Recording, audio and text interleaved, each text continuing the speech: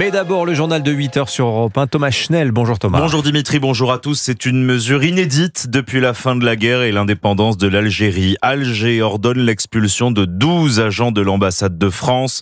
Réplique à l'arrestation de 3 ressortissants algériens accusés d'avoir enlevé et séquestré un opposant au régime algérien. Bonjour Alexandre Chauveau. Bonjour Thomas, bonjour à tous. La tentative de réconciliation entre Paris et Alger prend l'eau. Oui, parce qu'il s'agit d'un affront diplomatique majeur de la part d'Alger. Les 12 agents français basés à Alger sont tous sous statut diplomatique et relèvent donc du ministère de l'Intérieur, ce qui laisse peu de doute sur les motivations des autorités algériennes. Dès hier, elles avaient en effet condamné la mise en détention provisoire d'un de leurs agents consulaires en poste à Paris. Alger avait menacé de ne pas laisser cette situation sans conséquence et la décision ne s'est donc pas fait attendre. De quoi compromettre très fortement la réconciliation en cours entre les deux capitales. Jean-Noël Barrot s'était rendu à Alger pour plaider l'apaisement il y a une semaine. Gérald Darmanin devait s'y rendre dans les prochains jours.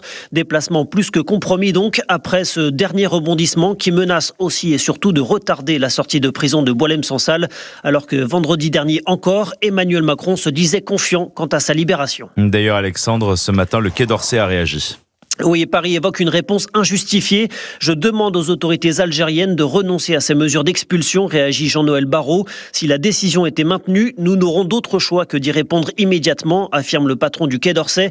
Pas franchement adepte du bras de fer avec Alger, mais qui pourrait donc devoir s'y résoudre face à cette décision sans précédent de l'Algérie. Merci Alexandre Chauveau du service politique d'Europe.